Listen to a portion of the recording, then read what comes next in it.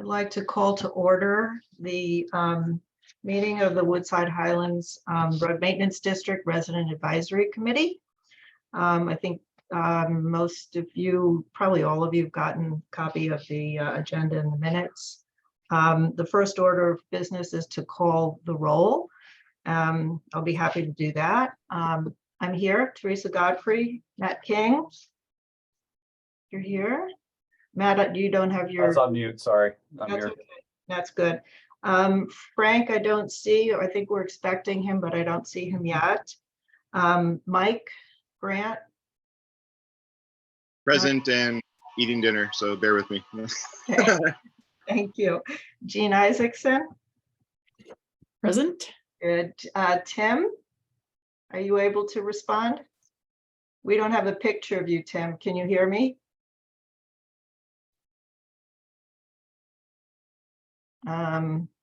Muted.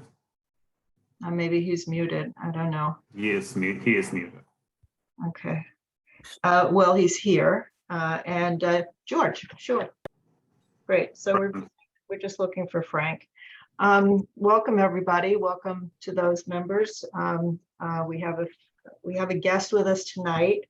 Mark Trujillo is going to be talking to us about the water project, upper water tank station 8, and the replacement water pipe down Leroy, and how it's been going, and what the time frame is and what the next steps are. I actually would like to take his piece first, because I know that his time is valuable, and this is not a normal time for him to be working. So we really appreciate him coming and doing his presentation. So if no one has any objections, I'd like to pop him to the top of the agenda and let him do his presentation and ask any questions you might have of him, so that he can go home and have an evening. Does anybody have any objections to that? Okay, Mark, are you with us? Yes, I am. Okay. Thank you. So now that things have dried up there, we started back construction. We are currently working on Leroy heading down towards Santa Maria. We believe there's about a week of main installation left. So hopefully at the end of this week, we'll get done with that. Then we'll start pressure testing and disinfecting this main. So it'll go through a week of testing. And then at the same time that's testing, we'll go back up to Russell and start connecting some of the services to the newer main up towards the station section. Up there's about 3 to 4 different pressure zones. So it's kind of like spaghetti up there with our water mains going up. Then depending on what main you're on, you're going to get different pressures from your neighbors and stuff like that. So we're going to do that, and then hopefully that main passes, we'll jump down and tie in Russell to Leroy. New main to new main, that would be our first tie-in. Once that happens, we could get people hooked up on the main for Leroy, and then we'll start scheduling the big water shutdowns, which we'll notify. We have to do the one at Leroy and Santa Maria, and then we have 3 at Russell and Santa Maria, and then we have 2 up in front of our station on Tynan. I believe it's Tynan right there, and Russell in front of the station. The 4 that we have on Santa Maria, we're gonna have to coordinate, Teresa, and use the bypass road if it's open. I don't know how bad it is since it's been wet. And that when we do that, we're going to try to do all 4 tie-ins at once. It's going to be tough, but the reason we want to do that is to limit the number of shutdowns in that area. So we'll probably have 2. We'll probably have bigger crews.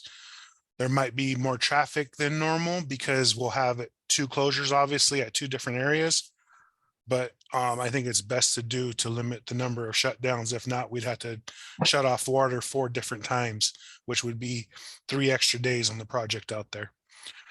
But everything basically I said we're looking at will be done at the end of February. I think we were going to be done at the middle to beginning of February last time. So we got pushed back from the weather. we're still a little bit on track, not too far off. And then paving, we're expected to do now in the middle of March, towards the end of March. We don't want to get in there when it's too wet still. We've been noticing that when we're trenching, we're still getting a lot of groundwater seeping in just from like residual and stuff. So we just want to make sure it's dry, because the last thing we want to do is pave and then have to come back up and fix it due to residual and the ground settling with the fresh new pavement. I think one of your other questions, Teresa, is how has it been going? To be fair, it's been challenging, but understandable. I know it's a narrow road up there. I know it's a big inconvenience that we're up there. We're trying the best we can to get the job in. I actually appreciate all the feedback from it, because it gives me a chance to address it. Because I have multiple projects running around the area right now. So when I hear something or get an email or something, I'm able to address it, and I appreciate it, because it keeps me in the loop of what's going on with the day-to-day, and not just getting the weekly summaries from my inspectors and stuff like that that's going on up there.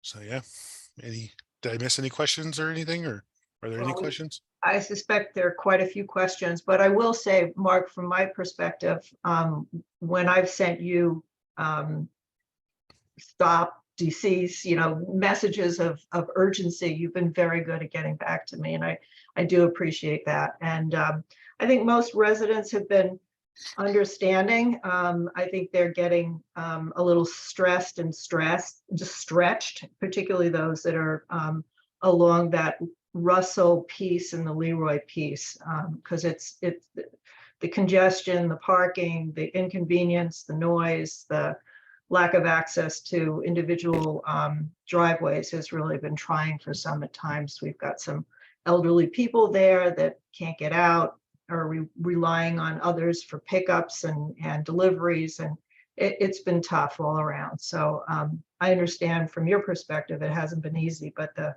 residents too feel as though they've been kind of very inconvenienced, and I'm sure that we're all looking forward to the end of the project. One of the things that we talked about was the need for us to actually walk the site with you before paving begins, so that we have an understanding what you're planning on doing, and then those issues that we know, and how we can meet all of our needs. And so we'd like to schedule that with you when you think that that's appropriate, before you actually start doing any paving. And then finally, if we do need to use the emergency road, we can't do that on a casual basis, but we absolutely can do it on a planned basis, unless there really is an emergency. And so if you can give me several days notice when you think we're going to need to be using that road, I can make inquiries with the residents on hayfields and get that in play. So the more information and the more lead time you can give me, the better. And with that, I'll turn it to the rest of the group. George. Yeah, so I can only second that we're really appreciative of doing what you do up here, because we know it will improve us in the long term. One thing I realized as I'm part of the road committee from the paving perspective, that we really got some significant damage, not just on the road itself, but also in the swales from the crew working there. And now with the rain, it got even exacerbated. So I think this is something, like as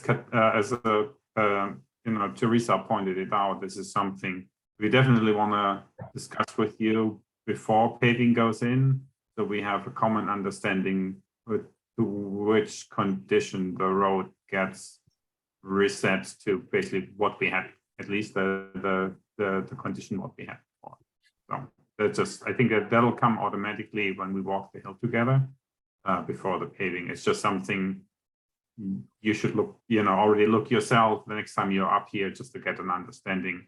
I think it's mostly the steep part of Russell, which got really hit hard left and right, is something we definitely want to raise now, so it doesn't come as a surprise when we will do this walk. But we really appreciate the project overall. Don't get us wrong. It's just something where we make sure we work with you on getting it to a right closure. Yeah, we should be doing our last tie-in or in February, towards the end of February. At that point, I'll reach out and contact Teresa. And we could plan a date sometime in early March, and I'll bring the contractor out there and we could walk the trench and agree or disagree on what will happen, and then we'll figure it out. Though we'll all work together in the end and get it done right Yeah. and fix. Well, we will fix everything we damaged. I can tell you that. Okay, perfect. Yes. Anybody else have anything for Mark? Dave? Yeah, Mark, I'm a resident on Tynan and echoing everyone's sentiments about appreciating the work you're doing. I wanted to ask, when you do hook-ins and tie-ins and all that, what's the flushing procedure? Or whatever what is the procedure to ensure that we're ending up with clean water? So we actually changed the procedure. For a while there, we were just flushing to the culverts. And then we were, as Teresa said, she told me to stop, so we did. And now we're bringing up water trucks to help alleviate that stress to the culverts. It might be a little more trafficy, but we're basically, after we do a tie-in, we always make sure we overdig our holes so that we don't let debris and stuff like that fall in.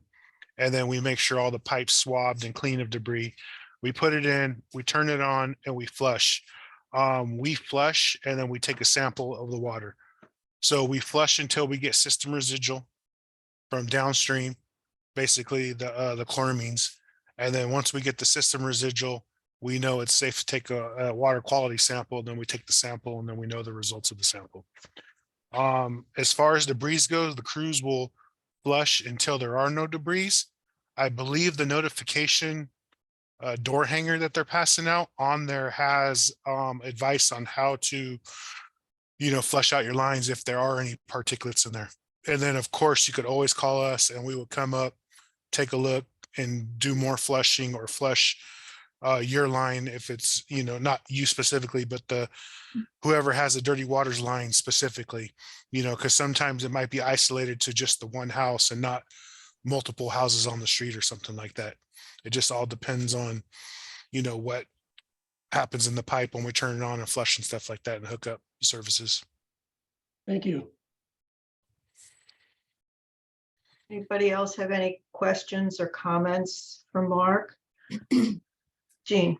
Just one quick one. So to clarify the difference between the flushing procedure earlier and the newer version, are you talking about how we had a little discussion one day about water just being poured down the street and taking it whatever path it took into some of our funky receptacles, culverts, whatever you want to call them. So now is that water then somehow picked up by a truck and taken away? Is that what you're saying? Or how does that work?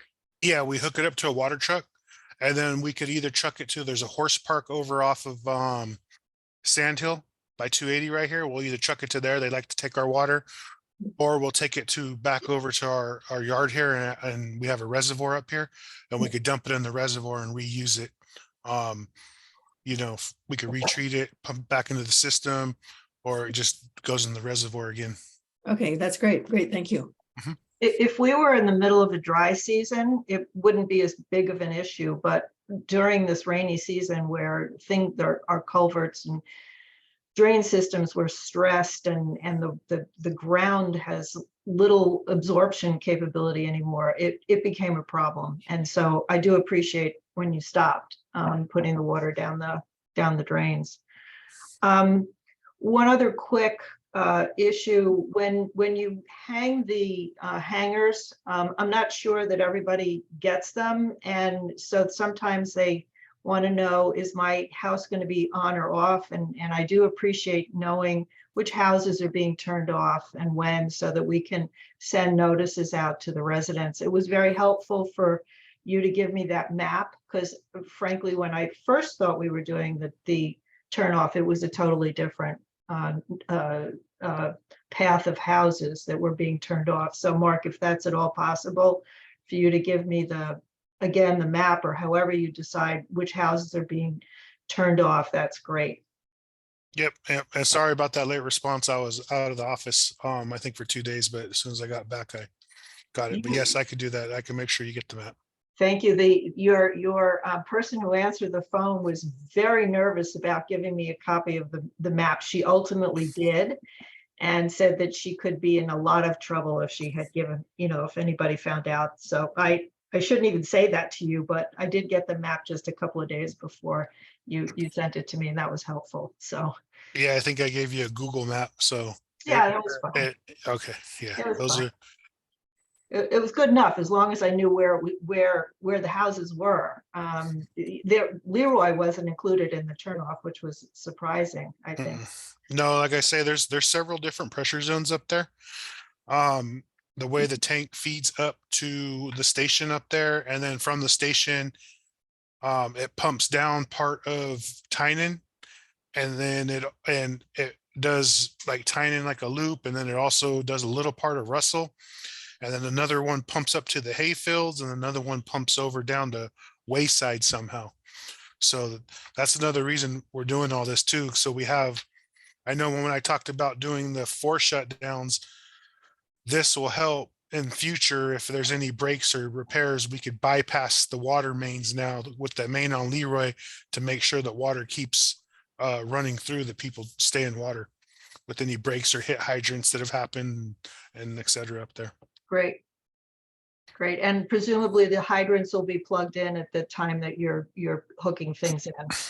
Because right Yes. now the new hydrants are not operational. Is that right? Correct. They should be bagged up. Okay. Any other questions for Mark?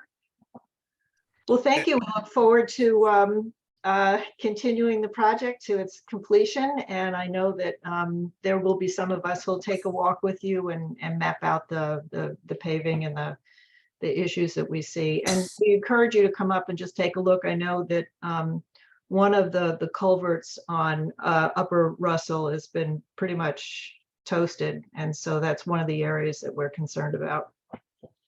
Okay. Yep, Okay. we could fix culverts. Okay.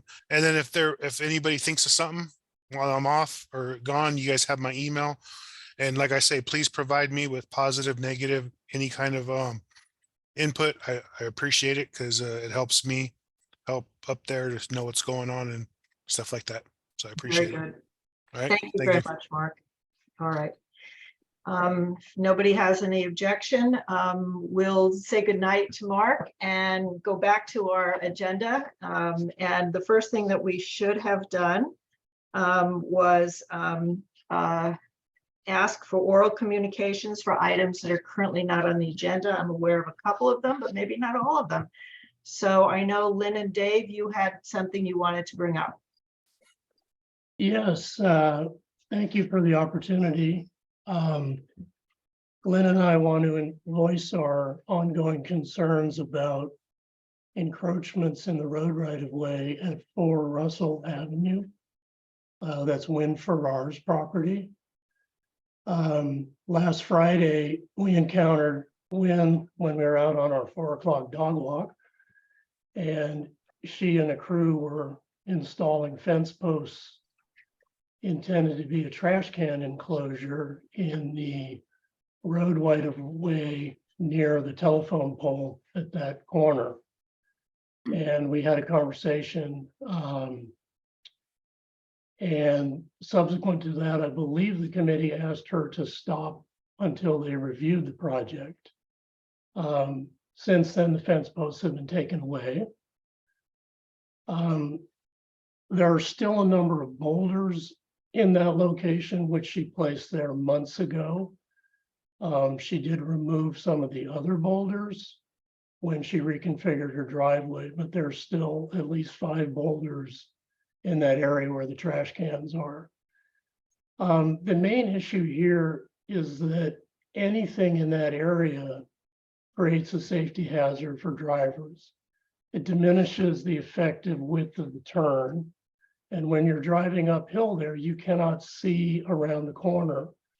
And the safest line to drive is to stay to the right as much as you can. The boulders prevent you from doing that. And certainly a fence enclosure would also prevent you from doing that. So our objection really is based on the safety to the drivers of the community who use that road. And we would like to voice our strong objection to any encroachment in the road right of way there, whether it be a fence or the existing boulders. Thank you. Okay. Does Lynn have anything else? Lynn, do you have anything else you'd like to add onto Dave's comments? Nope, that was a statement we worked on together. Okay, great. I did have a chance to have a quick email exchange with Wynn. I believe she's stopped understanding that we're not going to be able to have a conversation about the project today. But if someone from the road committee would like to volunteer to work with Wynn on her ideas for her project, I believe she was trying to put some garbage can holders up. That would be a great thing. We could start that right now. Anybody want to take this one on?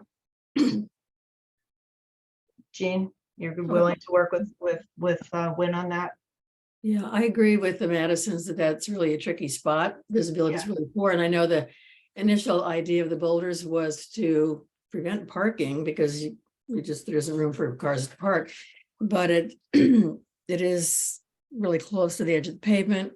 It really easy for cars to get scraped if they have to get out of the way. And I am thinking, why not just, if your goal is to not have cars parked there, just have a no parking sign. I know we don't like to have any more signs than necessary, but that's a critical spot. So maybe on the fence, a no parking sign. So because this isn't on the agenda, we're actually not going to have a conversation about it. I just wanted to know if there was anybody that actually wanted to work with Wynn on this issue and bring it back to the group the next time we meet. So Jean, I don't know if you were volunteering for that. Tim, you're perfectly positioned for that. Do you want to work with Wynn? No, you don't. George, do you want to work with her? Sure, I can do that. Okay, thanks. I appreciate that.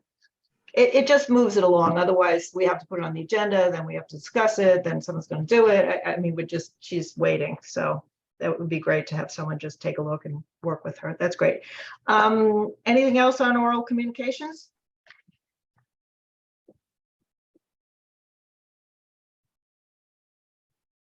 Okay, then let's move into the agenda. Thanks. Lynn and Dave, you're welcome to stay. We'd love it if you would. I'd like to ask if anybody has any additions or corrections to the minutes that were distributed from our last meeting, which was October 6th. Nope. Nope. Do I hear a motion to accept the minutes as distributed, as drafted? I'll make a motion to accept the Okay. minutes. Great. Second? Great. All those in favor? Aye. Okay, thank you very much. Okay, organizational actions. I know this is kind of weird. Craig Taylor, welcome. Sorry, I didn't quite have a chance to actually officially recognize you as our new town council representative to the Woodside Highlands Road Maintenance District Resident Advisory Committee. Welcome. Thank you very much. I don't know that you need a lot of introduction other than we're thrilled that you are fully up to speed on all aspects of Woodside Highlands and all its roads and drains and issues. And so we think you're the perfect representative from the town. And although we did love having Craig Hughes here, since he's no longer a town council member, we're very happy to have you on board. Great. Well, thank you. And just to be clear, I mean, my role as liaison is just help communicate information between you guys and the council. And I'm happy to do that. And that is exactly what Craig did. And it was very helpful at times to give things a context. And so we appreciate that because I know you attend far more meetings than any of us do.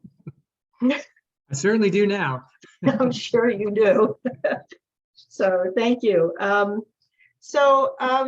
One of the things that when Craig and I had a conversation briefly, he said, you know, there's a a town committee handbook. Do you know about it?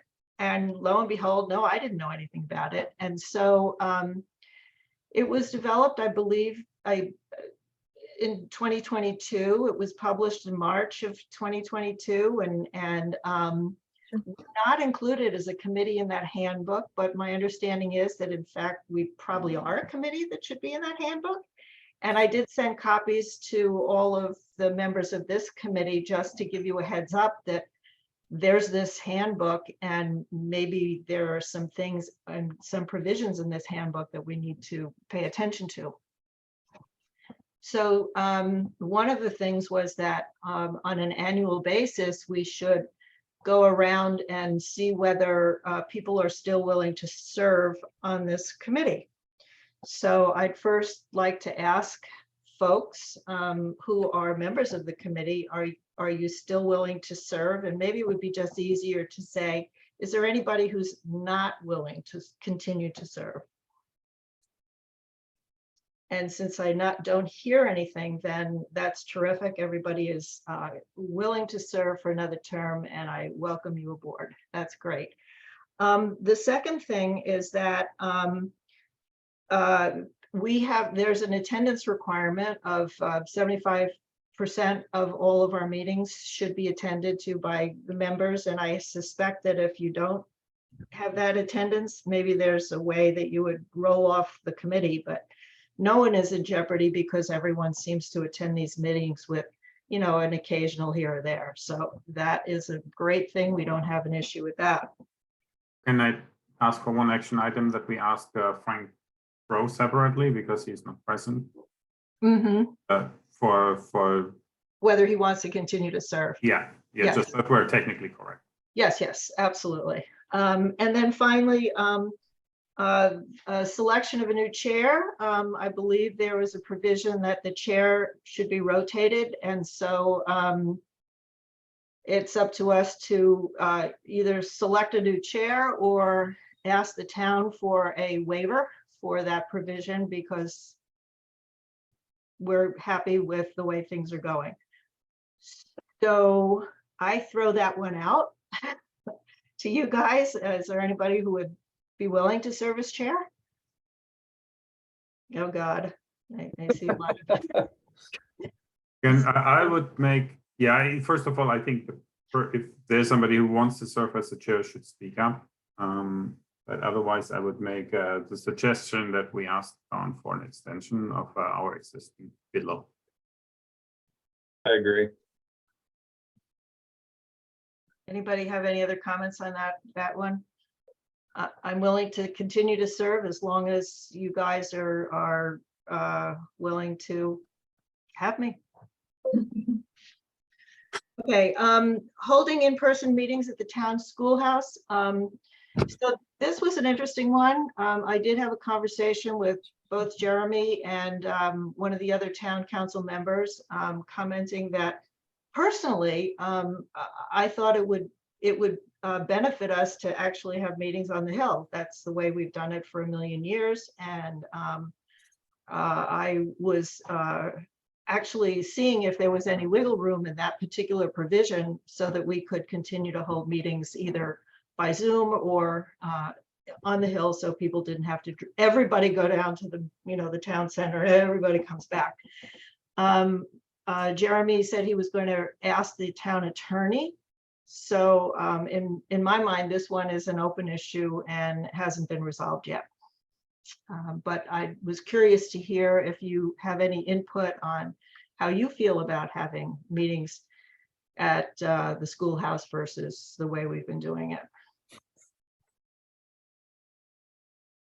I would say I would support doing it on the Hill first, but if there's much trouble with the town, I'm also fine going to the townhouse and we meet there.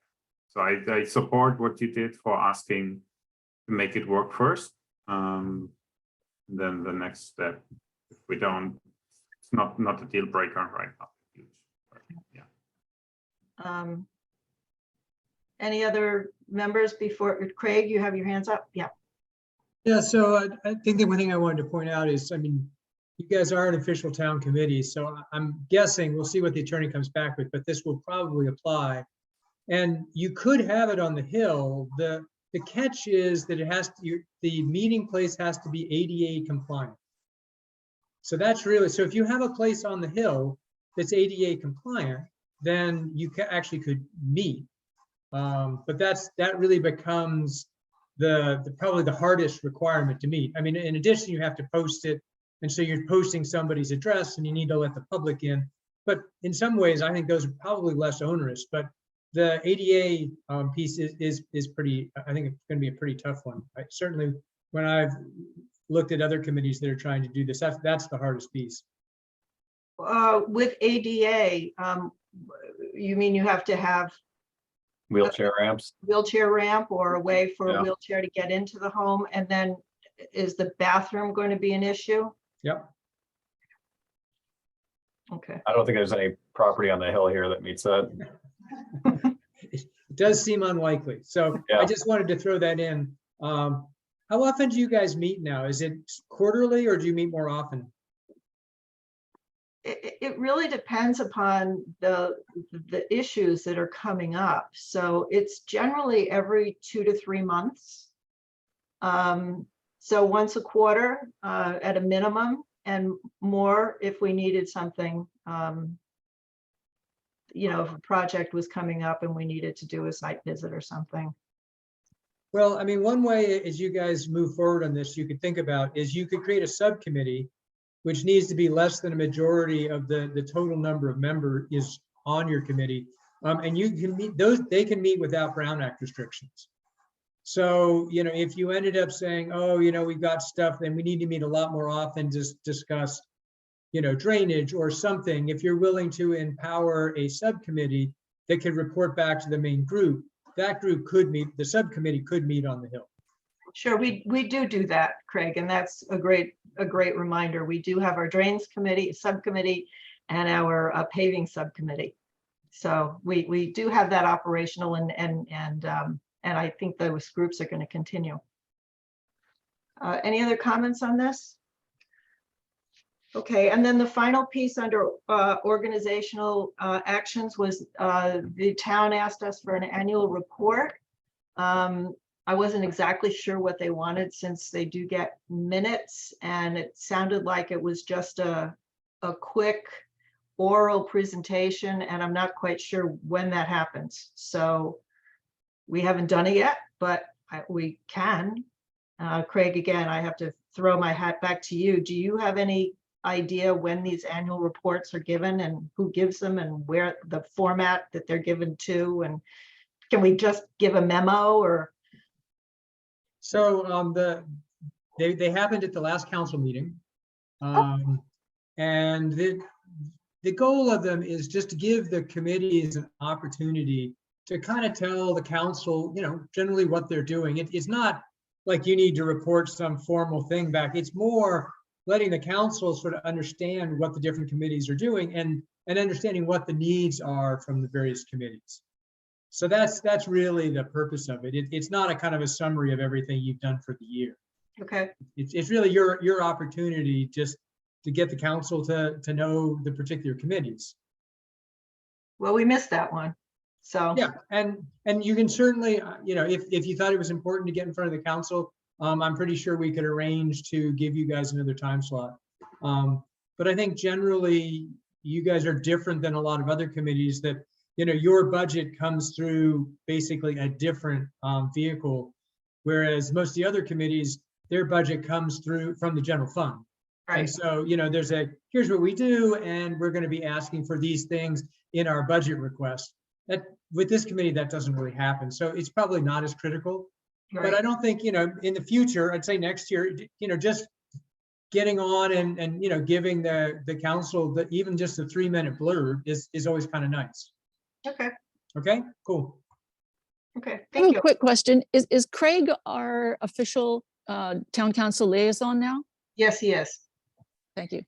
You're welcome. Okay. Any other questions, comments about the organizational actions? Great. Okay, financial report, Matt. Well, so the good news is that we finally got some numbers from the town in terms of where we are. I think the last time I talked to you guys, we had mentioned that we were having some difficulty, I think, reconciling some of our spend. Since then, we've gotten some updates. So the good news is we do have a starting point. The bad news is that it's the fiscal 1920 year that they've audited. 2020. 2020. What's that? 2020. Yeah, Not fiscal 1920. 1920. Yeah. Not 1920? It's the year that spans 2019 and 2020. It ends in June of 2020. I'm so sorry. I thought you Yeah. were saying 1920, like 1920, like No. when, before we were even, 2019, 2020. got it. Okay, so on the good news, they gave us a starting point to say we've audited, we've uploaded it into our systems, and we know for, I'll just call it fiscal 20. We know what the ending balance was at the end of fiscal 20, which was $395,611. Since then, we've had 2 years, right? We've had fiscal 21 and 22, which we had a big paving year in there. I got this, I think it was on Friday, right, Teresa? I got the detail. I have not been able to go through everything yet, but I've been looking at the debits and credits at a summary level to get a sense as to where they think we are from a spend standpoint. And it's actually fairly in line with what we had been tracking to, which is a good thing. So right now, when I look at the estimates, if I take fiscal 21, fiscal 22, we think we're somewhere around 434K right now in terms of our overall cash position. That said, I got to get through all the detail. And these are fairly long, and Teresa, I think you've seen them. They're fairly long PDFs that show a lot of debits and credits and accruals and so forth. And I tried to do that about the 90 minutes before this meeting, and I couldn't get through it all. So I think on the plus side, we got all of our records. The debits and credits all look accurate from what I can see. I just need to reconcile it. So I think we have what we need to get us some answers here. It's just that the financial statements for the town are probably going to take some time for them to get through their audits before it's actually coming through in the financial records. Okay. George, Is there a way for getting their actuals and not the audited? I think if we run on, 2-year-old budget numbers, that's kind of. Well, that's what I have. So I have what we've it's spent, and I'm collecting our revenues. So that's the thing that we've never been able to figure out our revenues within this body. So I'm taking the revenues that they've identified in the financial statements, and all those actually look fairly consistent as well. So I know our actual spend, and I know the revenues that they've listed out in there, and I know the starting point from the end of our fiscal 2020. I just need to go through the work now to trace it all back and tie it back to what they're showing, so we can make sure we're not missing anything. And that's just going to take a little bit of time. Yeah, but so I'm surprised that, so is the town not able to give us more actual numbers than the end of 2020? They give us our transactions. They're not going to be able to give us the starting balance because they haven't fully audited their financial systems yet. That's what we've heard from them. So if you look at our starting balance from fiscal 22, it's significantly off. I mean, it's like a tenth of what the number actually should be. Yeah. And they've said that, that's just a number that they put in there as a placeholder for the time being while they're getting through their audit. So Matt, last year, I went down to the San Mateo County and I asked her to run me the report of the income, and she did it and she gave it to me.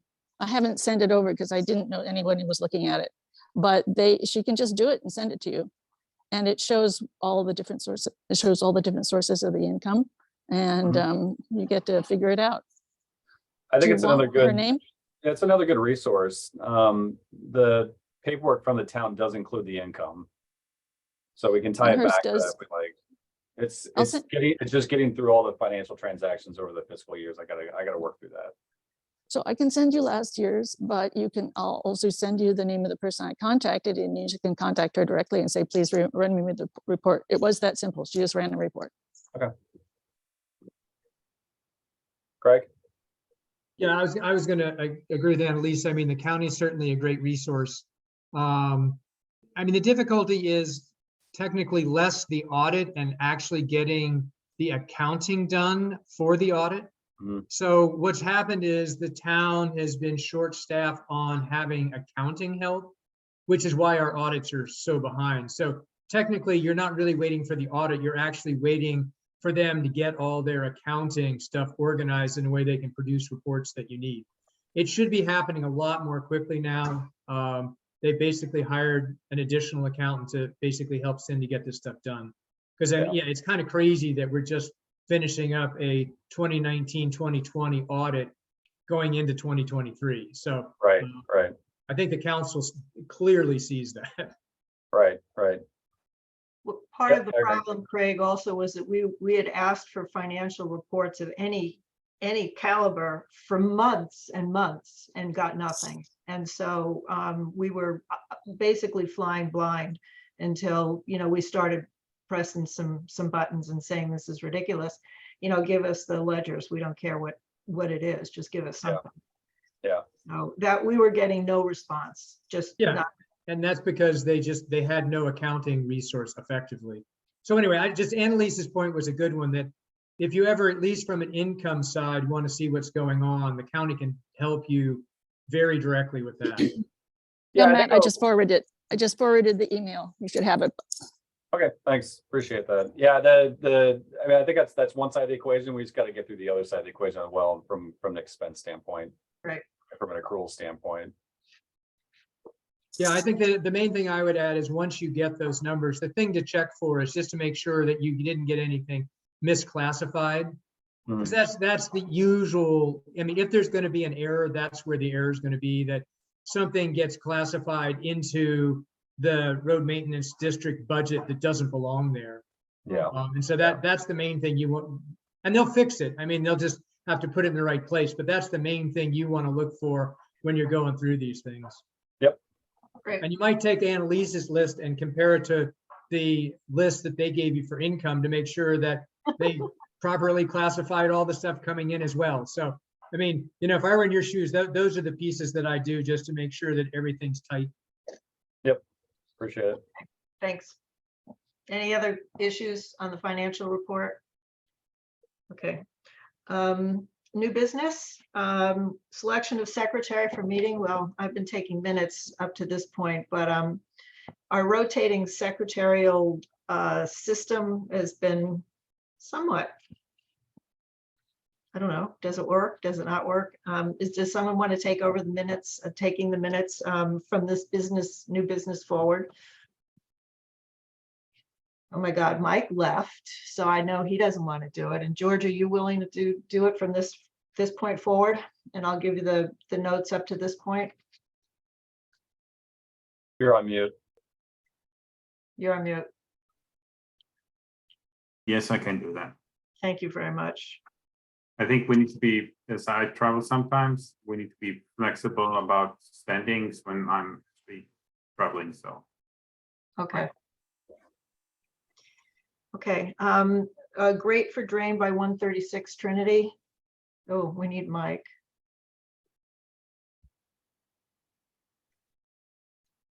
Okay, discussion of issues related to the recent storms. Actually, we need Mike for that too. A letter received from Annalise regarding the expenditure of funds for a lawyer. That was a lawyer that was expended in November of 2016. I asked the town where this belonged, and they told me it went back to Woodside Highlands Improvement Association, that the Road Maintenance District Committee was not in formation, and so that was an authorized expense through the Woodside Highlands Improvement Association, and so it'll go back to that board. Okay, Mike, welcome back. We were talking about. Yes. I have a letter that Jen Fraser on this particular topic that Jen Fraser wrote, and she gave me permission to present it. Can I just read her letter? No, it's not. It doesn't go to this committee. It goes to the Woodside Highlands Improvement Association Board. The corporation? It goes to the Woodside Highlands Improvement Association Board. The It does not, corporation. Just say yes or no. Corporation, yes or no? it's an association. It is the Woodside Highlands Improvement Association Board of Directors. It goes to that body. It does not go to this body. Even though it was paid, It was paid by that, it was reviewed, the expenditure was reviewed and paid by that body and administered by the town. That was the body that was in charge of expenditures for the road maintenance district during that period of time. And therefore, it goes back to the Woodside Highlands Improvement Association Board. I have had legal counsel advise us on this, and that's where it goes. Period, no comment. That's it. the town gave you the legal advice, correct? Yes, that is correct. Thank you. You're welcome. Okay, let's go back to the great Mike we needed you, so we kind of went down the list a little bit. Sorry. It's okay. The grate Right. for the drain by Right. 136 Trinity. Oh, okay, That was The drain- the Peters drain, I think. yeah. Sorry, Maddie's making brownies. Okay, I can't put the town center. I gotta help her make brownies. What's it called? That went relatively smooth once Jorg got there with a ratchet strap. My son and I were trying not to fall down the hill. But it should be attached now. There were no screws on one side of the elbow. So that's probably why it fell off. okay. But yeah, there's lots of screws in there now. So I don't know, Jorg, when you took your strap, it looked okay still, right? I haven't been down there. Yeah, I haven't been down there either. So yeah, I'll Oh, take okay. it, but it will hold. Yeah, I don't think it's gonna go anywhere now. no. Okay. And then was that the only drain we want to talk about? No. The next item was the drains that the started with the Amy Blum conversation about the drains down by the Curleys. And then George and I walked behind the Curleys property and looked at the drain that Frank had coming down his property.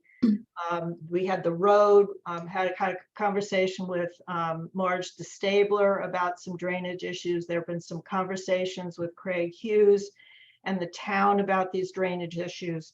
So there's a whole lot of conversations going on about that whole area back there. And Jeremy had wanted us to actually take a look at that area and come up with a plan for it. And I recommended back to him that since so many parties are involved, there are individual homeowners, there are 2 road maintenance districts, including Wayside and us, and also the town, because they own, of course, property down by the road, that it might be better to have all interested parties actually sit around a table and describe the issues from each of their perspectives, and then come up with a working plan. And that it was my feeling that Woodside Highlands had a smaller role to play than some of these other interested parties. So we hadn't had that conversation as a group, and so I felt like we should at least have a conversation amongst the road maintenance district committee members to see whether that was an acceptable approach to that drainage area, or whether you felt a different process might be better. That whole area is a mess. I It think is. I think the people that are in the situation should definitely be the ones deciding what happens there. You know, we could all throw ideas from up here or down there or wherever, but you know, they're the ones that I've gone down there and tried to look, but it's not storming hard enough, so I can't see what's going on. You know, if you live there, you're fully aware of what's happening. So hopefully that group can come together and come to a solution, because I would like it if just the immediate group in the town got together with, you know, whatever committees needed to, because otherwise there's too many ideas flying in, and they live it, so they should deal with it. That's what I think. Yeah. George. Yeah, so I would actually also recommend that that specific area should not be, although we are partner there, but we definitely should not be a lead in having this discussion, because if you look down what actually happened there, like, yes, it was a 100-year storm, but the water we as a road maintenance district actually lead into this area, goes in a pipe like this, and was definitely not a limitation. There are 3 huge properties up above that drain area which feed all their water down into this. They are the neighbors where it stops as our road maintenance district, which is down. So I really would strongly advise that the group should organize it, not through us, but we join them in the discussion and helping them out as neighbors. But I think coming to us as an organizing committee is the wrong approach. So I definitely second your comment there, that this should be something where ideally the town would actually take the lead of getting them all the members involved, as it also impacts their properties as well, where the drain ends up. Yeah, so yeah, I can seeing that they're in person on site, I think it made it very clear that this should not be on our agenda, but at one point we should be as joining the discussion as one of the team members, but we should not do that. So. Good. Jean? Just briefly, I hope. I've been down there many times, talked to all the people. They seem to forget that there is a Lower Wayside Maintenance District. That whole strip of properties up to the Kirtleys is what Lower Wayside Maintenance District. They're a maintenance district. They don't seem to understand that water percolates downhill, down a mountain. We take the water that percolates into the hayfields. There's a road that directs the water into the highlands. We take that, moving on down the hill. They're the ones who dug the trench across the mountainside, collects all the natural water, not just a little bit from a pipe or two that we, cross property. There's a whole mountainside percolating. They dug the trench that collects the water. The trench slopes slightly toward Santa Maria. And there's a system that goes between, starting at the very end of their maintenance district to the no maintenance district. Take the goddamn water down to Portola Road. It's not that hard. They're the ones who collect the water to protect themselves. Perryman doesn't want water percolating down the mountain. I think he dug most of the ditch. The water therefore doesn't percolate onto him. It moves down what direction? Anyway, the trenching is what's catching the water. Come on, it's ridiculous. They should figure it out. They have a maintenance district too. Hey, Teresa, I'm sorry. Didn't the town offer to kind of be the arbiter here in terms of bringing the groups together and having a conversation? And They said they'd be willing to do it, but I think their first volley was, gee, didn't we want to take a lead role? And that was a non-starter for me. I felt that was not an appropriate thing. So it's not that they said no, it's that they were trying to, kind of shuffle it around to see whether there was some other party. And I understand that Craig Hughes and Jeremy actually walked the area. So I'm not exactly sure the nature of the conversation, but I do know that there was a bit of a review by Jeremy as to how the area looks.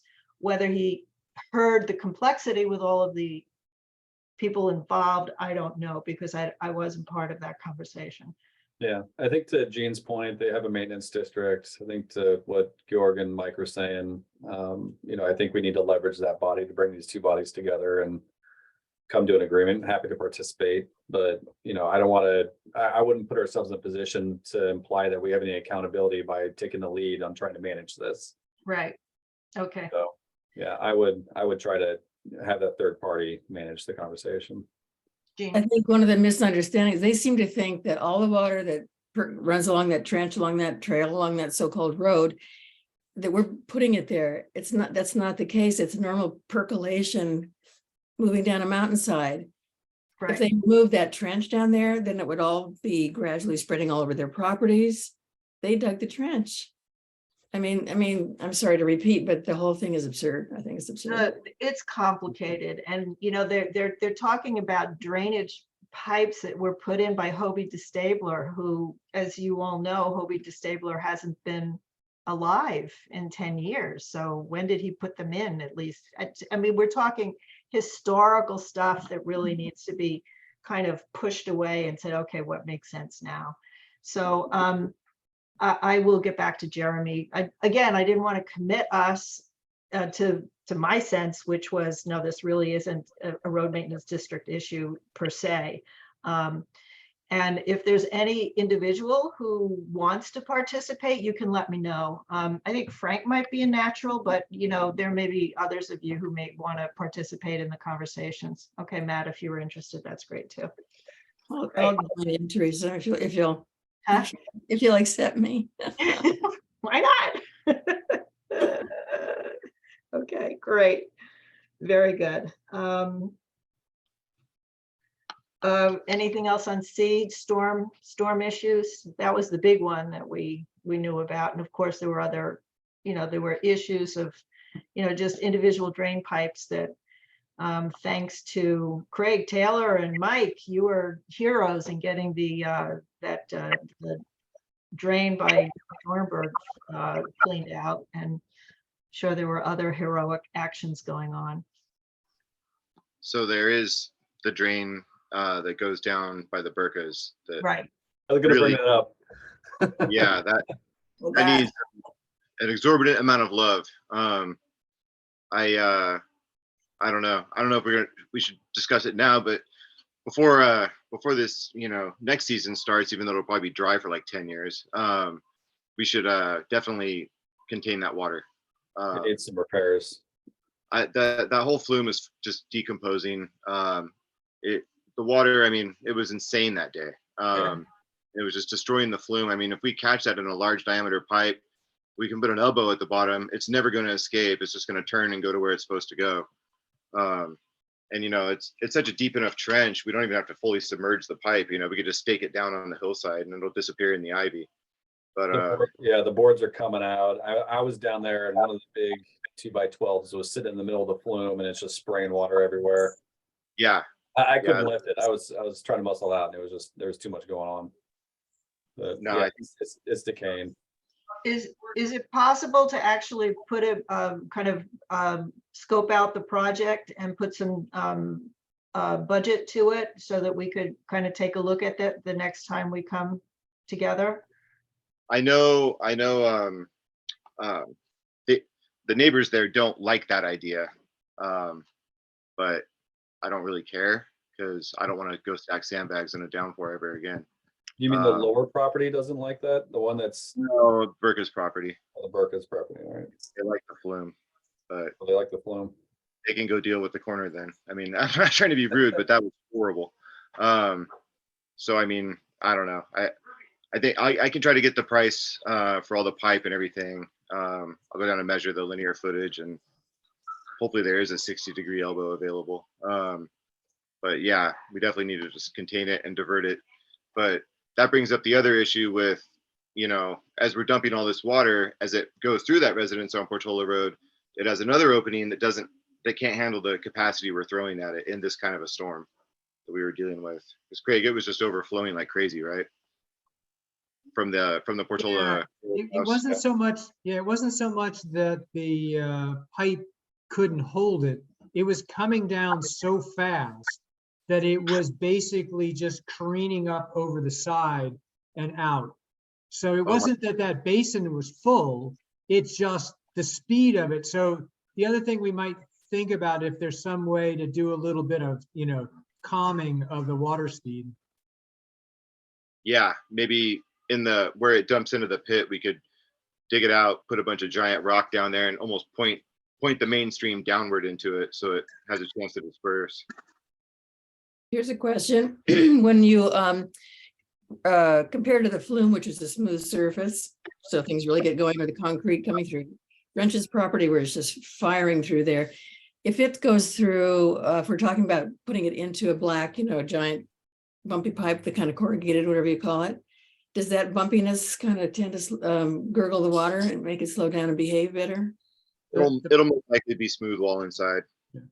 Oh, they are, Those- okay. All smooth. So it's gonna haul ass, excuse my language.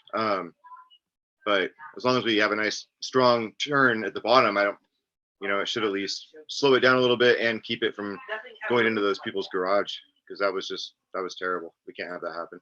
That house is on the market now, by the way, so whatever it's worth about notifying the agent. I don't know if it's rented or if the homeowner's there or what, but that is definitely part of our maintenance district, even though it's not in the Highlands. It's just a little section. So we are responsible for I think they're in our maintenance district because our water crosses over to make sense that we should be responsible all the way down to Bertola Road since they're within the district. Can I just quickly ask Sure, yeah. again for note keeping? So what address is it? 1077 Bertola Road. Okay. And can I make the suggestion that we continue the discussion with some ideas and probably talking to the neighbors the next time as a separate line item? Yeah, I think that would be good. and involve the Burkas as well. I'd like to propose, I would like to propose that we actually hire professional drainage people.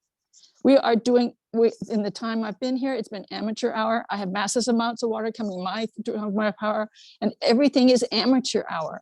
I have been very concerned from day one that amateurs are dealing with what is a significant storm drain issue. And I would like to propose, or at least have it on the docket, that we pay someone to come in and tell us how things are supposed to be done and not guess anymore, not hope, stop using, duct tape, hoping this little bit will be fixed and then this little bit would be fixed. So I don't know how I propose that, except now I would like the idea of hiring a professional drainage engineer to look at our entire road and give us advice for long term. Thank you. Okay, thank you. Does anybody want to make that a motion? Okay, thank you. That was the discussion on our recent storms. Craig, you have something else? So just, I have the contact information for, I believe it's the woman who's renting the house right now. And I'm sure through her, we could get information on the owner.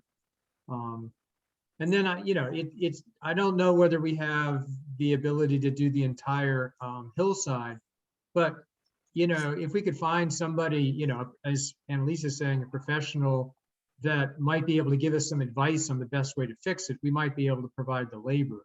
So it might be worth seeing if there's somebody we can get that could do a consult without turning this into some sort of huge master plan that's going to be, $100,000 and take forever. But just on that section, just see if they've got some advice, because it's mainly when you get down past the flume, assuming that gets fixed, then you've got this big concrete swale that, I don't know, what is that, 2 feet deep, Mike? Yeah, 2 or 3, but it's like a big Yeah. bowl. Yeah, So exactly. And so it might need something up along the sides, or maybe the recommendation is just to take the water straight into the pipe that's at the end of the bowl. I don't know. But once we got it down into the concrete, it wasn't flooding the garage any longer. At that point, it was overflowing and going down the driveway out to Portola Road. So I think that's the critical part, but then it'd be nice if we're going to do the work to try to fix the rest of it. And then the last thing, if somebody can check and make sure that they're actually in our road maintenance district, like, are we actually getting, money from 1077? It would show up on their property tax bill, They are. like it does. Yeah, as I said, It is.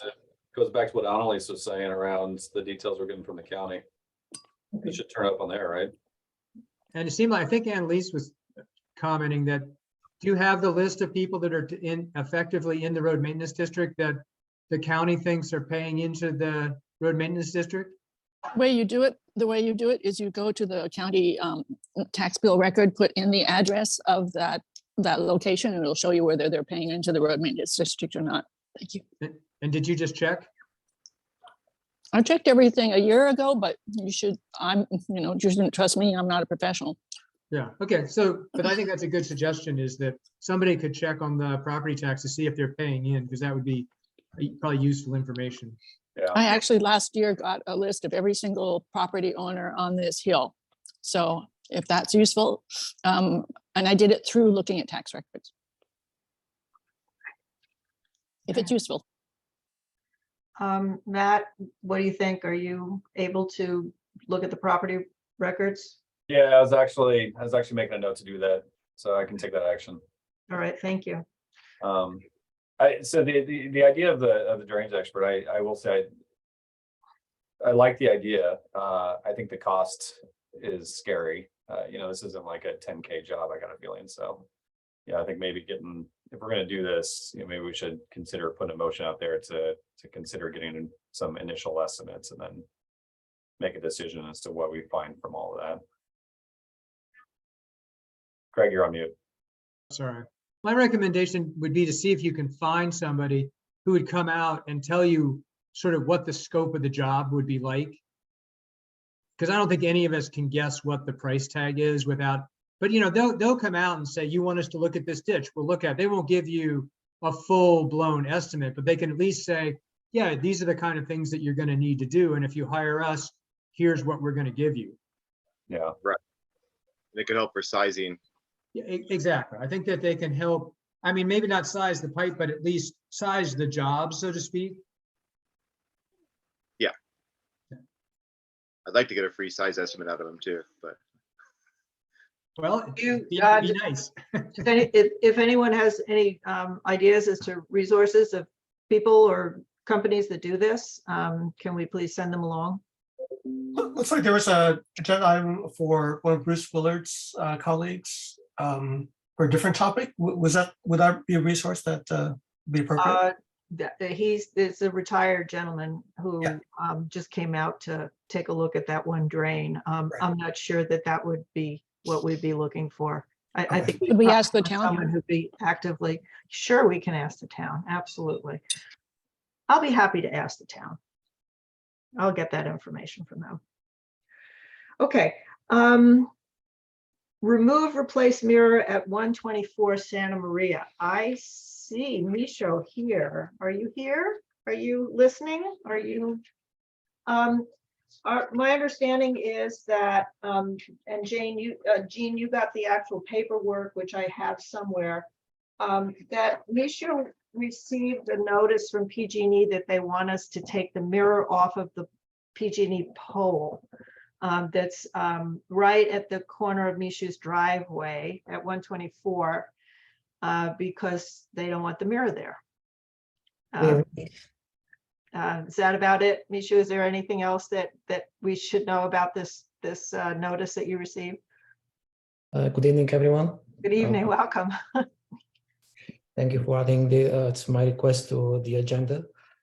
Indeed, I received a few months ago a letter from PG&E informing that they have found with the pictures, they have applied other pictures to the letter, that there is a mirror on their property at this pole. And they requested that this mirror be removed because it had been attached without permission. So I have no idea how this mirror has ended up on the pole. When we moved in, the mirror was there.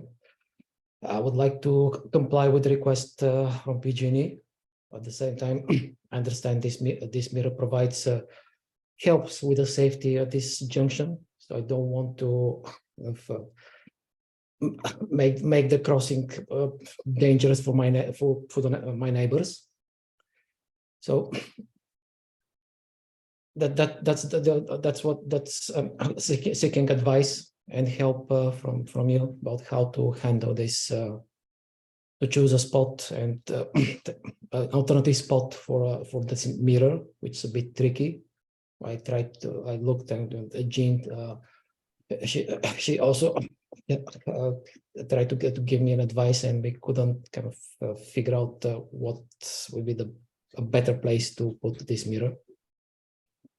So that's the reason I'm here.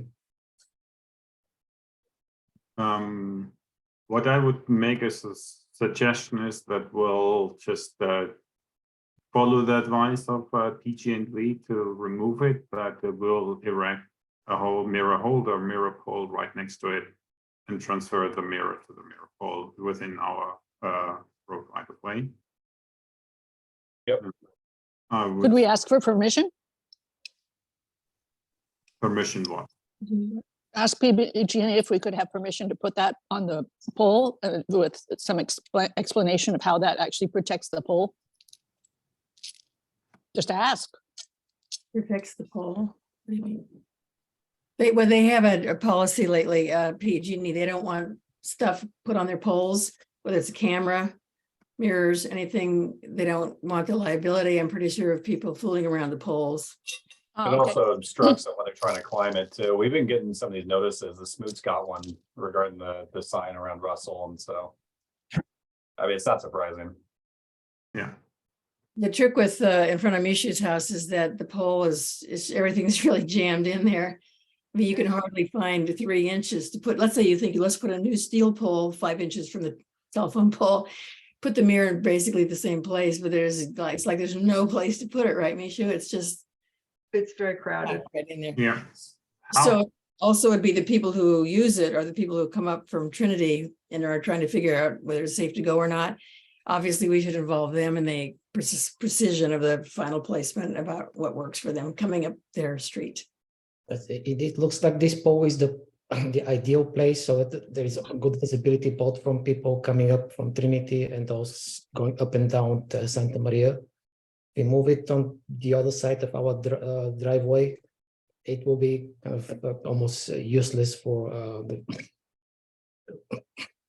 to provide visibility in all ways. George, you were going to say something? No, we're on the point to correct her. Okay. So I think when we talk with Jean, the first thing that someone might be able to help is to tell when this mirror was put there in that place. It seems, I certainly sort of remember it happening, but I don't know exactly when, but I'm sure the road committee put it up. Georg, weren't you out there? We replaced it when it was broken. It was That's right. taken out and we replaced the same position. But If anyway, there was Jeannie doesn't. Jeannie about this Craig, location. do you remember when it was placed there or why? I mean, we know why it was placed there. No, it was replaced. I don't. I mean, it feels like it was in the last 10 years. I mean, it's relatively new. I had 2 suggestions. One is you might contact Jeremy because he's got a PG&E contact. Okay. So that might, give us somebody to have the discussion with. And then for Misha, I think that we need to get this off of his plate. Like, this isn't his problem. This is out in the road right away. Yeah. So, I mean, they just picked on him because it was sitting in front of his house and they kind of assumed that they could, tag him with it.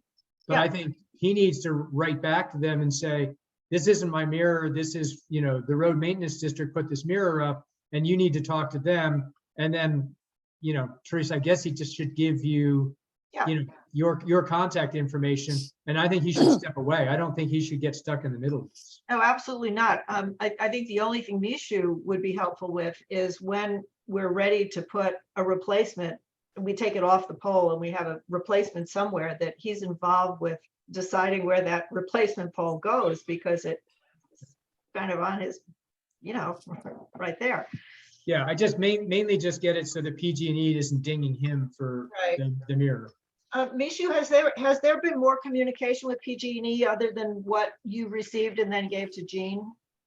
No, just one single letter and Just that one letter. Okay. They haven't asked, pushing it hard. sorry, Misha, they haven't asked you to pay for anything yet, right? They haven't sent you a bill. They just said if you don't remove it, they're gonna fine you, right? I don't have it in front of me. The letter was not terribly But that's what happened with the Smoots. The Smoots, they threatened to fine them, but there was no bill or anything. It's as long as you got it down, then fine. You know, Yes. yeah, I think Craig's idea is, is good and then that allows us to maybe, try and negotiate with PG&E, but I think at the same time, there's a fair amount of work it takes to get through those conversations. And if we're just gonna find ourselves in the decision of having to erect a new pole and mirror, do we just make the call on doing that now anyway, and not go through all the hassle? Now, Yeah, this brings up an interesting point in that we have a set of minutes that have not been digitized and have not been made searchable. If we did that, if the association would give me all of those minutes in digitized forms, you would be able to type in mirror, and it would tell you exactly on what date, time, and when it happened. So as a side event, I would encourage the association or those associated with it to send me all of the minutes that have and digitize them so that we can search and get the answer to the questions instead of this crazy rigmarole. Thank you. Okay. Well, So there's nothing, I have the notice that Mishu received. It's the first notice. It's dated September of 2022. There's room for more second notices and that sort of thing, but there's nothing other than, there's no penalty yet that's been indicated. I don't think it really matters how the mirror got there in the first place. I think, we're probably going to lose this battle of PG&E anyway. And so maybe we just make the call to say, let's do the right thing and put a new pole up and put the mirror on it. Yeah. So Misha, what I would suggest, you write them a letter, say, this is not your mirror, it is the RAC mirror. Point it to contact for that as a first for getting it off your plate. The second thing is that what we should do, we should work with you to start looking for probably a new position and for another pole for the mirror to find another solution.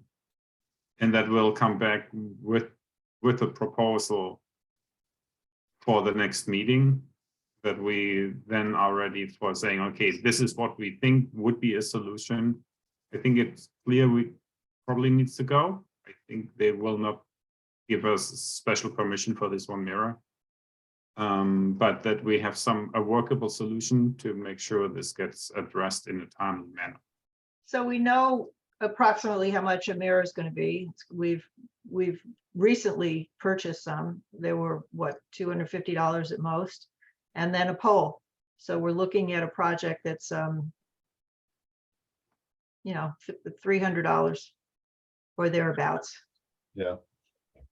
Yeah, if I could comment, the only thing is if I remember that location, it may be that where you want to put the new post is so close to the pole, the PG&E might object that you're impairing their ability to climb the pole.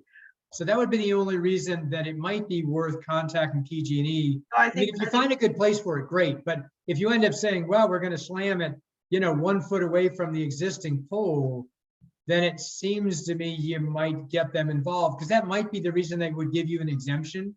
Right. So just a thought.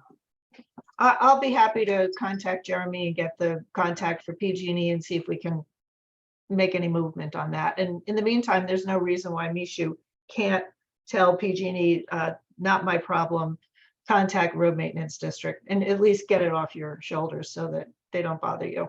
So from a rules perspective, can we just make the motion now to approve the funds to put the new pole and mirror into place? Just because if we go through this whole process and wait for the next meeting, I mean, that's gonna be a few months.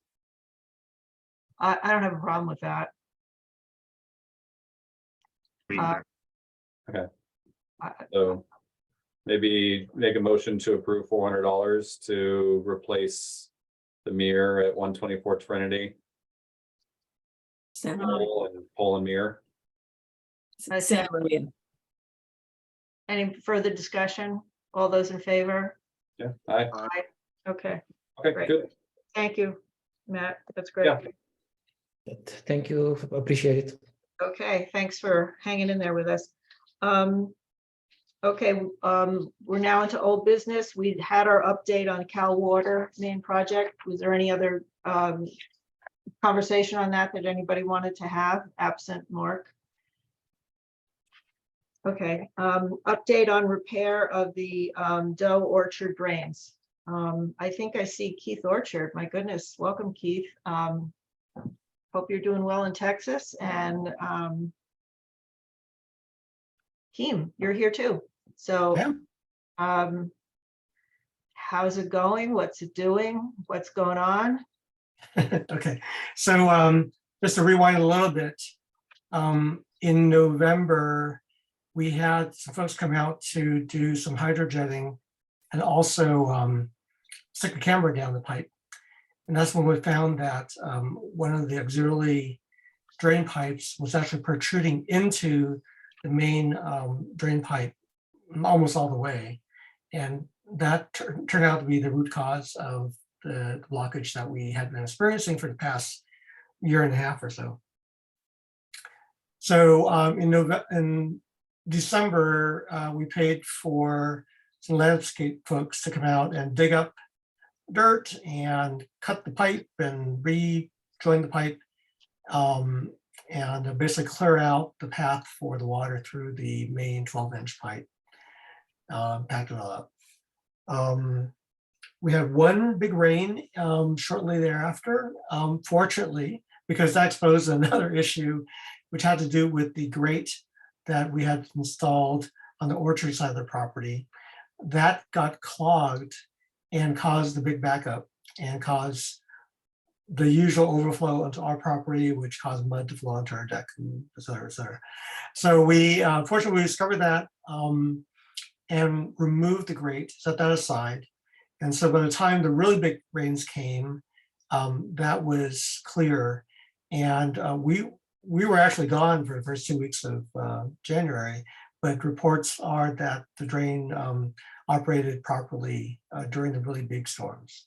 So we looked, as far as when we looked at our property when we got back, we didn't see any signs of damage due to the big storms with, having to do with that drain. So it looks like everything has now been resolved on from that 12-inch blockage. I think related to that, on the same line, there is some blockage under the driveway at the Orchards property. And Mike had come out and just dug out a ton of debris that had built up under the driveway. So I don't know if Mike wants to speak to that. But I think that's, for now, functioning okay as well.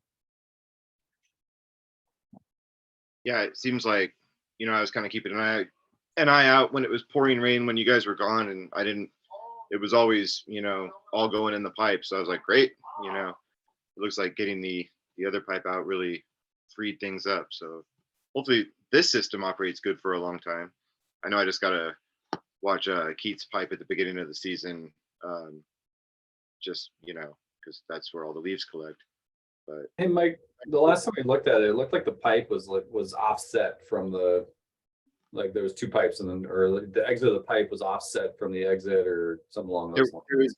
There was that much stuff in the pipe that there's another interesting situation that the utilities don't want to take responsibility for, which Keith can explain more about, the utilities running across the ditch. And the problem is debris collects on those and then just fills it up all the way. But Keith's on here, so he might as well. Yeah, so, hey, thank you.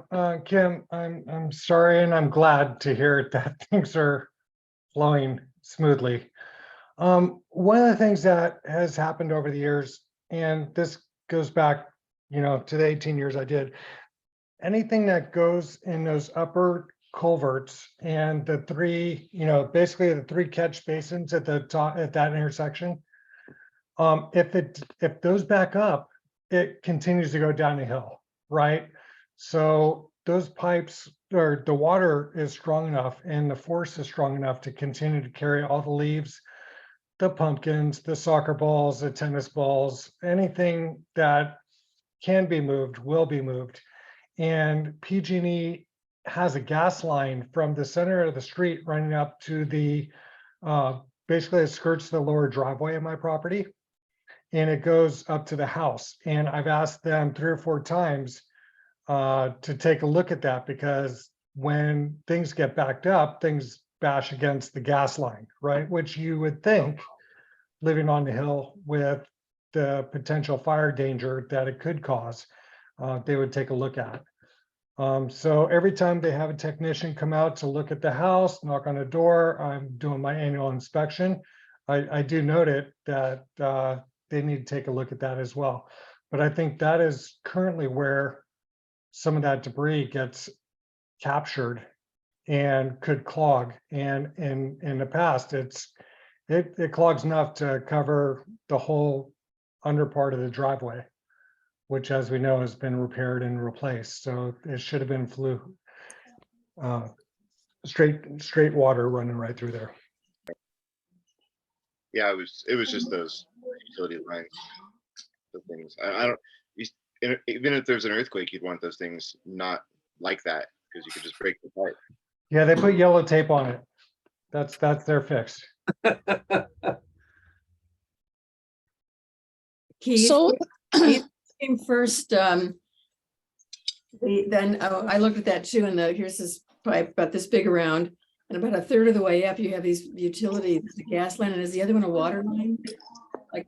Like crossing right in front of here's a pipe, and here are these lines crossing in front of the pipe, of course, creating a dam for all the junk that comes down there. I'm not aware of Pipe was any replaced. additional Could pipe it have other been than the gas replaced pipe. higher? Gene, it may have been one of the initial pipes that they replaced, right? The initial gas line, and they could have replaced it with a secondary gas line. Because Oh. our water comes in on the upper driveway side of the house. Okay. So I guess my question is, when that pipe was replaced recently, did they put it exactly back where the old one was with this blockage? Could they have put it higher? They should. What I'm saying is Bay Area Paving, I think, should have known better than to. No, so I'm talking about the gas pipe. Are you talking about the drainage pipe? Well, the I gas think that pipe the drainage, in front of yeah, the, no, they didn't touch the gas pipe. It was up the driveway. It was up the hill farther. So I don't think that area went undisturbed. so we paid $4,200 and it didn't solve the problem? Is that right? Annalise, this has to do with water. It doesn't have to do with pipe. So I don't know what your No, but question I'm is. just the No, I'm project that we were I'm just saying, presented I don't didn't know what solve your the problem, question right? is. No, your question is, we solved the water in the collapsing roadway. That's what was solved. But we didn't solve the overall problem, right? PG&E The road was collapsing. Yes, it did solve that.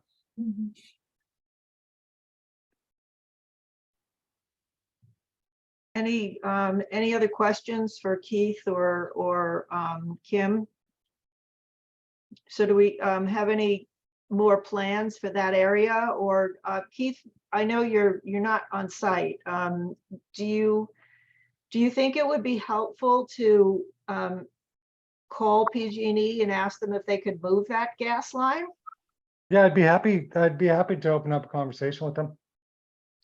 You know, you're the legal owner of the property still, and so I am, but you know how PG&E works. I'm responsible for the meter into the house. They're Right. responsible for everything else.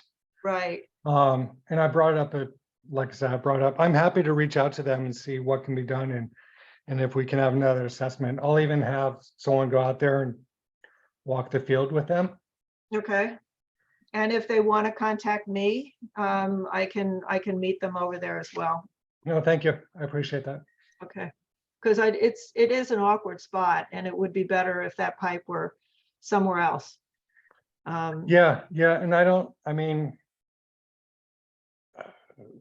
it's a catch-22, right?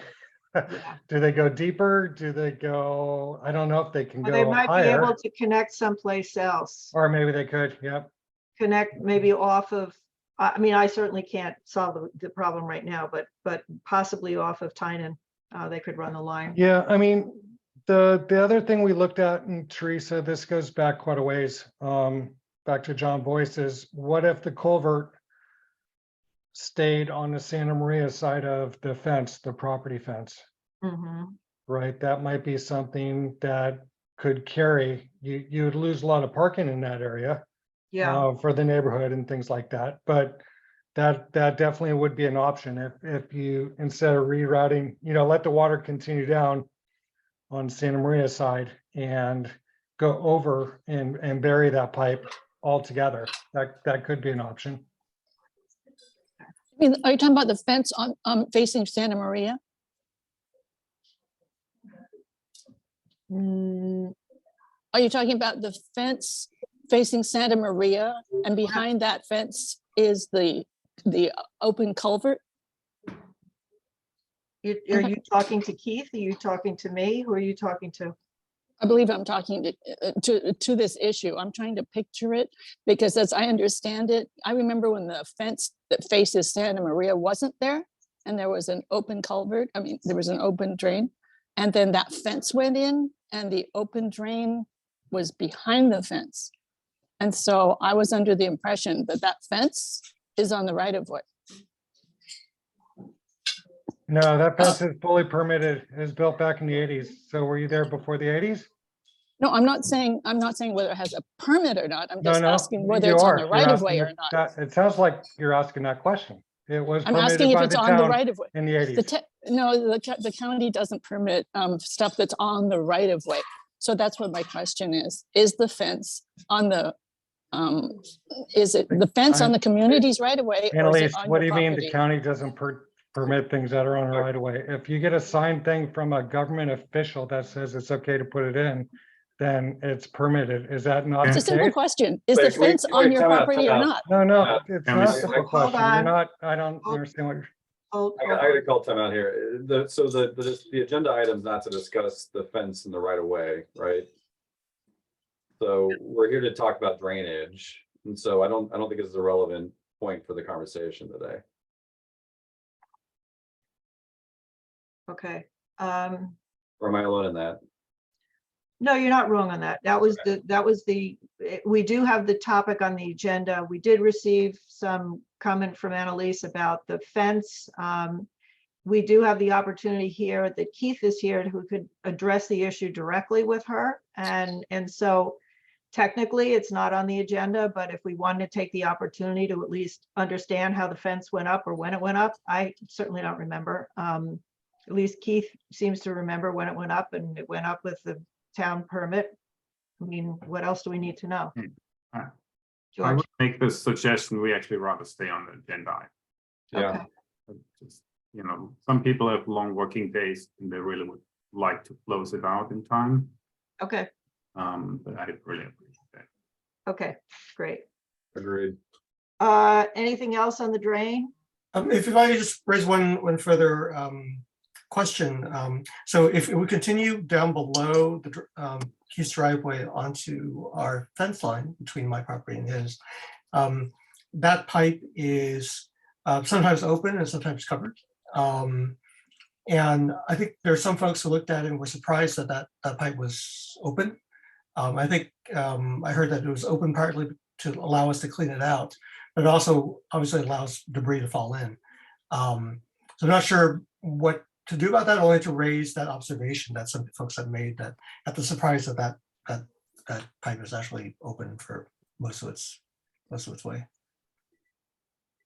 Okay. I mean, I did make that comment, so I would agree that I was a little surprised to see it's open, but I mean, I guess it's to what Kim was saying there. There's questions as to whether that's to clean it or if it allows it in or so forth. It might be a longer term drainage question we got to solve for. Yeah. And when the rains were really, really hard, really running, I did notice water overlapping that pipe since it is open. So that does, just allow water to seep into the ground and, follow other courses of action. Any other issues about the drain? Okay, great.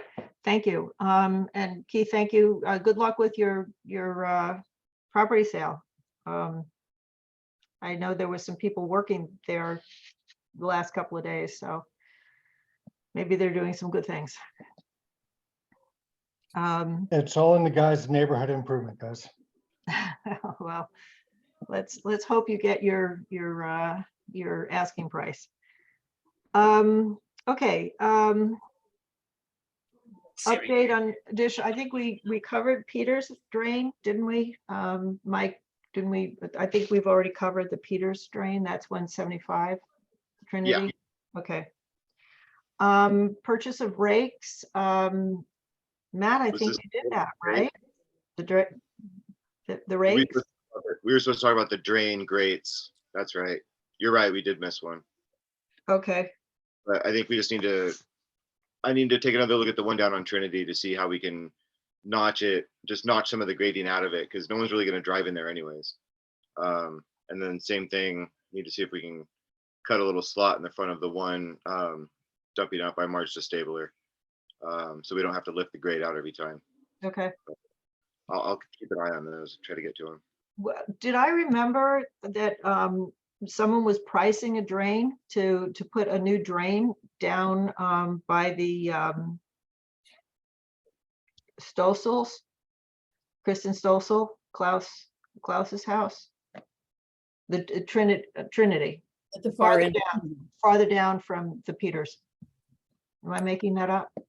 No, so there was, she complained about only the cover itself. Yeah, And so I asked her to make changes. She should come back with a recommendation of finding something which she Right. thinks works better, and I haven't heard back. okay, so that's pending.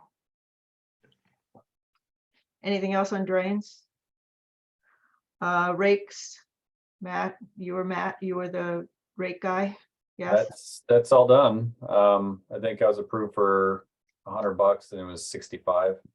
Okay, I do think I might need approval to expense it though. I think we already approved the expense. I don't know if I need any additional approvals, but I'm planning to expense it if I haven't already. oh no, we approved the expense up to $100, I believe. Yeah. I mean, as we were talking there, I was trying to go back to the notes just to see, but yeah, the 3 rakes are purchased. I put them in, I put one at the lower drain, I put one next to the Smoots house, and I put one on the corner of, was it Russell and Tynan? Gene, I think you might have moved one to a different location though, and I think.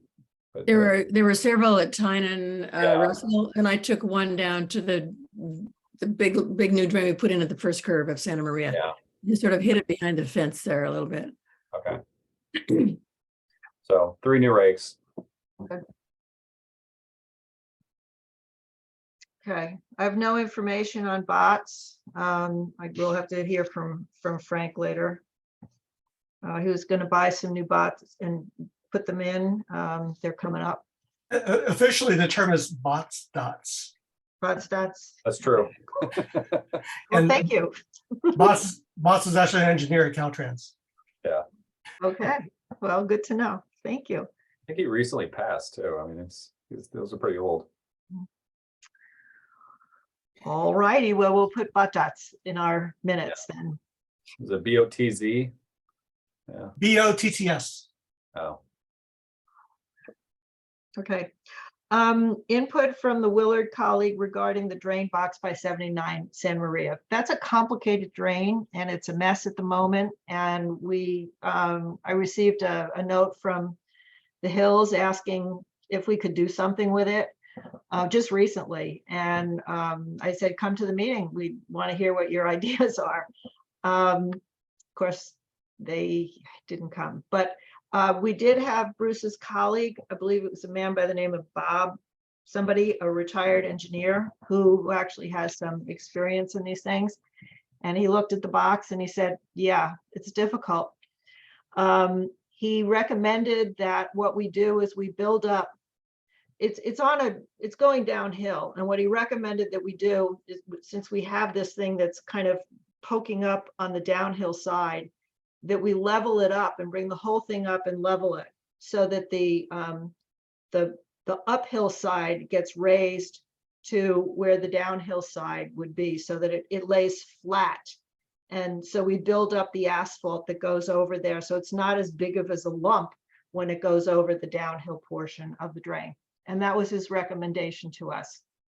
At this point, given Cal Water and the work there and the mess that's there, I would recommend that we don't do anything, but that we put that obviously as part of the walk around with Cal Water to see whether we can do something that would align with some of the recommendations that Bob made to kind of lift the grade up. And if it involves getting a bigger grade up on top, maybe that would be one way of doing it. The other thing that I think we could do right now is to actually put some reflector tape going down the side of the street, so that people at least have some relative knowledge of where's the street versus the driveway. Because right now I think people are driving on the driveway because there's nothing that would indicate anything other than a flat kind of asphalt surface. And it would be I think a case for us to either, get some reflector tape that's adhesive, or I looked at some of these things. They've got some plastic things that you can lay down on the road and see whether that would at least help define the area as we begin to look at what makes sense to actually deal with that drain. So that was the recommendation back to us, and that's where it is. Any thoughts, Good ideas. Jean? Just seems to me that the drain is just in the wrong place. Can't it be moved? There's a pipe underneath there, obviously going under Santa Maria, then going under this lumpy part we're talking about, and then dumping water into what used to be the wooden flume that runs down log jams and hills. It just seems like we're trying to work around this big lump of a mess that's sort of in a weird place. If the place is so torn up anyway now with Cal Water's work, can't we move the drain opening farther downhill so it's not even out there sticking up the way it is at all? Just as in a horrible place. I don't know, but it just That seems would be that's a big engineering task, in my understanding, because there's a drain that comes across the street, and you're talking about then having to build some different system that would then go across the street in a different way. And no, I didn't mean that, but it is complicated for sure. But it just seems like this is a clean out basically that we're talking about, and an entry point for water coming down that. right. So it's very complicated, right? But it just seems like that there's got to be a better way. I don't know. Is that drain still catching? It doesn't have to be such a big old lumpy thing. And the question about a grate is, are we going to, by flattening this out and having a cast iron grate, are we then going to be saying that it's okay to drive over it, that it's going to be all leveled down and smooth and it'll be a drive over? Because we really don't want that. Why? You don't generally have traffic driving over drains. The drains are off to the side. Maybe once in a while somebody, the cover is to keep whatever, a tire from going in or something. But I don't think you design drains with steel or iron grates intended to be driven over all the time. I was not recommending that it be driven over as much as that it could be driven over without damaging significant tires as people drove over it, but that the reflector tape would be used in such a manner to keep people funneled away from it. Right. But you have to go and look at it and see what could be done. The gentleman that Bruce brought around said it was a really difficult place, and he scratched his head. So I mean, that was his easy solution. Is that drain still catching water? It is. It is? Okay. Because when I was there during some of these ripping downpours, it didn't seem like much was going on over there. It looked like it was all on the other side of the street. It does take some, and that's why the sandbag was there, because I believe it. And Yeah, when the sandbags were not there, the water was in the next neighbor's driveway. right. And going into their carport and draining left and right. Right. by the big hump of the sandbags came back. It's a tough area. What do you think about trying some of this reflector tape or something? It's fairly inexpensive. Bot Good dots. start. Hmm? Bot dots. Bot stats. I mean, it's a good start. I think we start with that and see how it works, and then we can figure out a longer term solution. Maybe we do some of the paving projects around there. Okay, so it's really not even a capital expense here. A roll of reflecting tape is $30. You can get it in red or yellow with from Amazon, and it's 2 inches by 100 feet. And I don't think we need any more than one roll to just try it out. Are we okay with that? Anybody want to make a motion to try out this reflector tape? See if we can keep people away from Make a driving. motion. Okay, second. All those in favor? Opposed? Great, okay. I'll put it in the Piper and see. Okay. So that was the input from the Willard colleague. I think that concludes our agenda. Did I hear and see any other hands? Second. We'll just have to talk about our next meeting. Let's see, we're in January.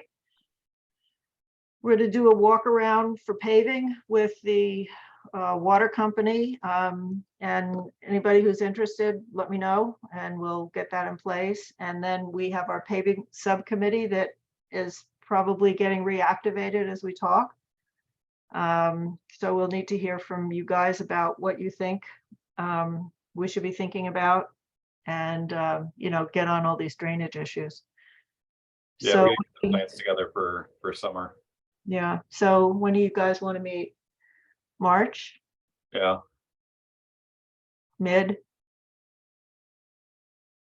Okay. It sometime works. March? Yep. Okay. I'll check with the town first before we set it up and see where we are with that.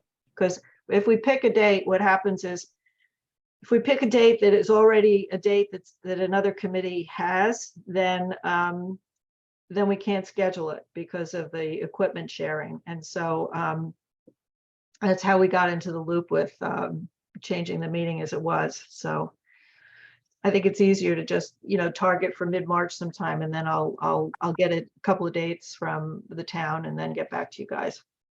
So next meeting will be at the town center is what we should plan around. For the time being, we haven't heard back whether we have an exemption from that yet. So I think that's a TBD. To be determined. Okay. Okay. Okay, well, thank you very much, everybody. Appreciate your time and energy and efforts on behalf of all of us. Have a very nice, what's the next thing coming up? Valentine's Day. Have a good night. And Yep. Craig, welcome aboard. Thank you. Thank Hi, you. guys. Good night. Bye-bye. Good work. Good night.